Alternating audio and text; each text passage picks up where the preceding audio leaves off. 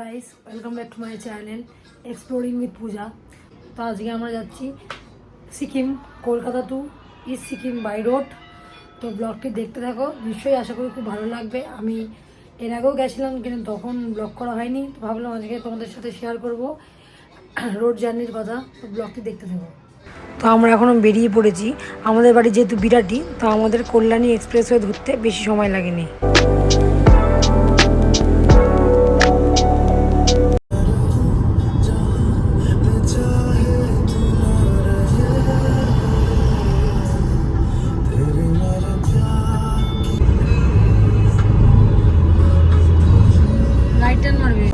আমরা কাজরাপাড়ার হরিণঘাটের রাস্তাটা ধরিনি, না ধরে আমরা কল্যাণীর AIIMS এর রাস্তাটা ধরেছিলাম। সেই রাস্তাটা তোমরা ধরতে পারো, সেই রাস্তাটা খুবই ভালো ছিল। এই সামনে যে মোড়টা আসছে, এখান থেকে তোমরা লেফট সাইড নিয়ে ন্যাশনাল হাইওয়ে ধরতে পারবে।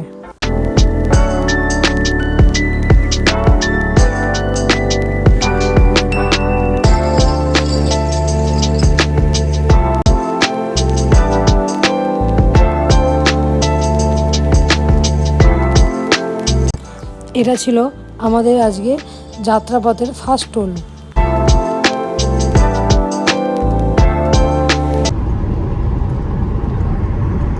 এখন কিছুক্ষণ আগে শিমুরালি ক্রস করলাম।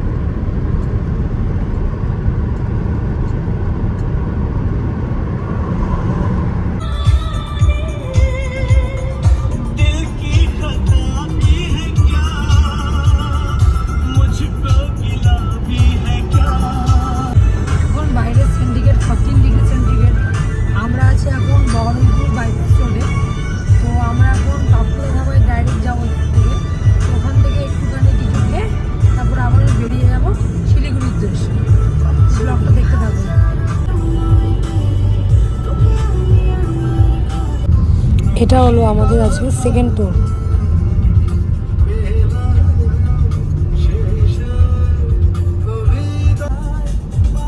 কিচ্ছু দেখা যাচ্ছে না বাইরে কি আসে না আছে।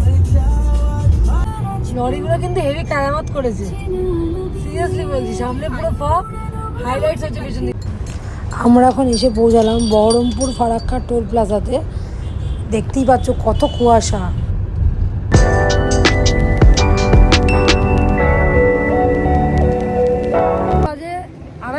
আমরা এখন আছি পাপ্পুদা ধাবায়। বাইরে এত কুয়াশা যে গাড়ি চালাতে বিশাল প্রবলেম হচ্ছে, বিশাল।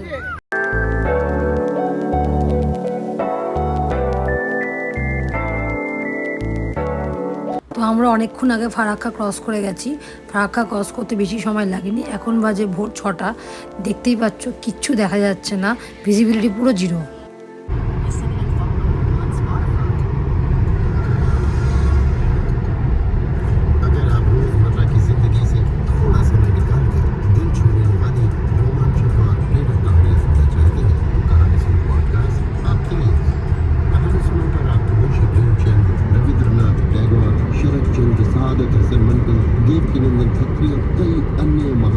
এটা আমাদের আজকে জার্নি আর একটা টোল পার করলাম।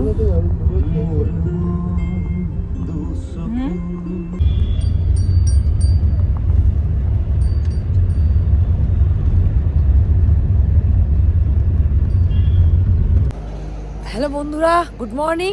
এখন বাজে 7টা। চারিদিকে পুরো কুয়াশায় ভরা। আমরা এখন একটা জায়গায় চা খেতে নেমেছি, তোমাদেরকে দেখাচ্ছি কেমন কুয়াশা। দেখো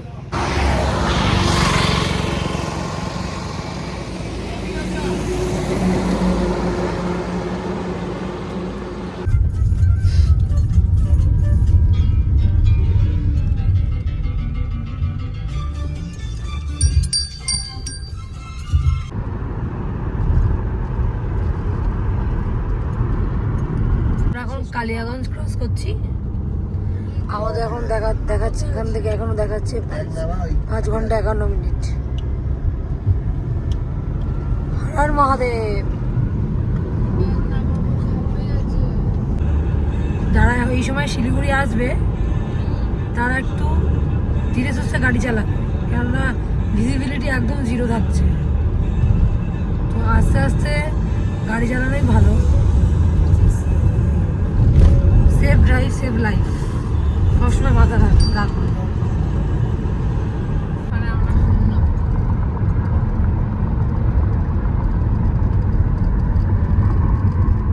আমাদের এখনো পৌঁছাতে লাগবে আর 4.5 ঘন্টার মতো।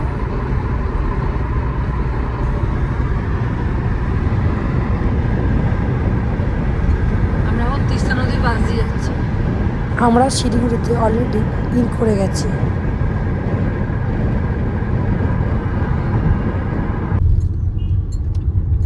এখান থেকে ডান দিক হয়ে আমরা সেবক রোডের দিকে যাব।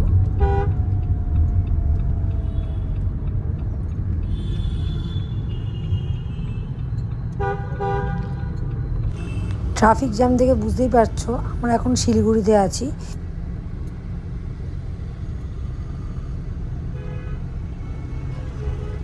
আমরা এখন ট্রাফিক পেরিয়ে আমরা এখন সেবক রোড ধরে নিয়েছি।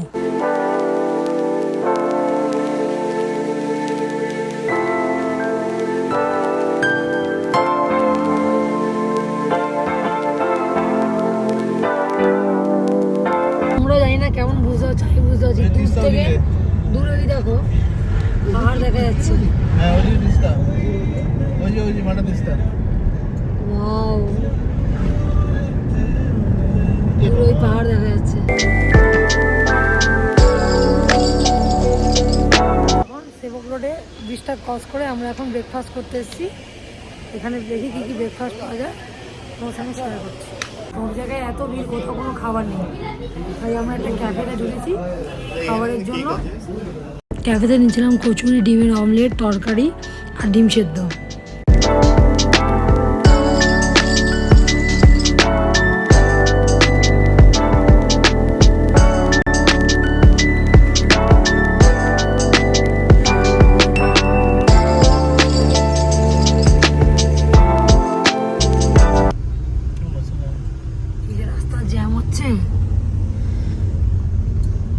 রাস্তায় প্রচুর জ্যাম হচ্ছে, গাড়ির চাপও বেশি।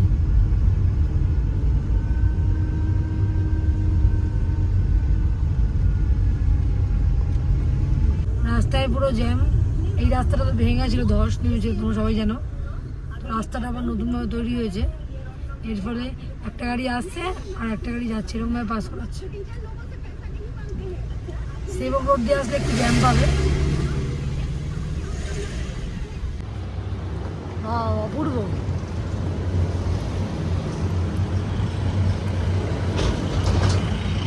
যে পুরো তিস্তা নদী, দারুণ।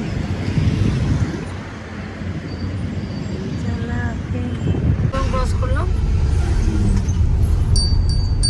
আর সিকিমের দিকে গিয়ে গেলাম। এইটা দিয়ে তারপরে তোমার জিগজ্যাগ রোডটা উঠছে। ওইদিকে ওয়েস্ট বেঙ্গল, এদিকে সিকিম। আমরা এখন সিকিমে ঢুকছি। এখন এখান থেকে রংপুর 13 কিলোমিটার, 13 কিলোমিটার বলছি, সরি 13 মিনিট। এখান থেকে রংপুর 13 মিনিট।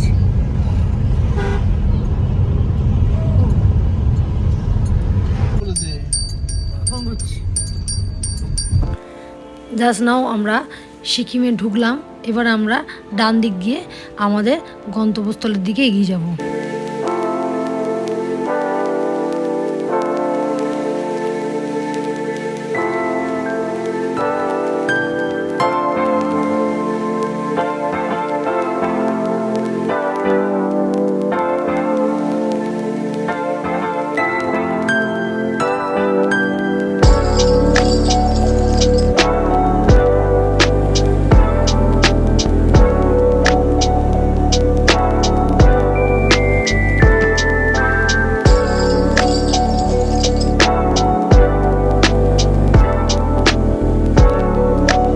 আমরা এখন রংলি বাজারে চলে এসেছি। এখানে রংলি বাজারে তোমার সমস্ত কিছু পাবে, কোট, মাফলার, এভরিথিং। এটা একটা খুব ভালো একটা বাজার।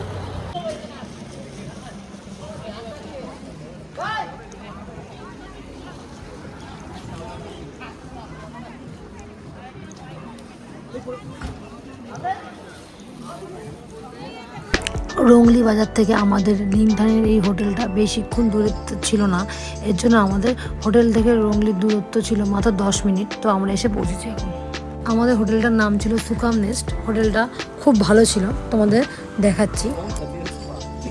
এটা ছিল হোটেলের পার্কিং এরিয়া, দেখতেই পাচ্ছ কতটা বড়। এটা ছিল হোটেলের পুরো লবি এরিয়া, দেখতেই পাচ্ছ কতটা বড় ছিল আর বেশ পরিষ্কার পরিচ্ছন্ন ছিল, যেটা আমার সবথেকে বেশি ভালো লেগেছে। এটা কিন্তু একটা হোমস্টে, সুকাম নেস্ট হোমস্টে। চলো তোমাদের আমাদের রুমটার রিভিউ দিই। দেখো রুমটা দেখতেই পাচ্ছ কতটা বড় ছিল আর মোটামুটি বেশ পরিষ্কার পরিচ্ছন্নই ছিল। একটা আয়না ছিল, তারপর ছিল একটা আলমারি ছিল, একটা নর্মাল বেড ছিল যেটা থাকার দরকার। এছাড়া এভরিথিং ঠিকঠাকই ছিল আর জানলা দিয়ে খুব সুন্দর একটা ভিউ দেখা যাচ্ছিলো।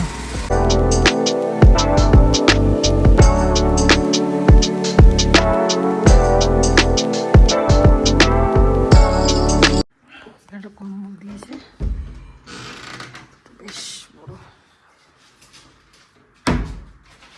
এটা ছিল টয়লেটটা বেশ পরিষ্কার পরিচ্ছন্ন ছিল, যেটা আমার খুব ভালো লেগেছে। গিজারের ব্যবস্থাও ছিল, নিট অ্যান্ড ক্লিন ছিল সব দিক দিয়ে।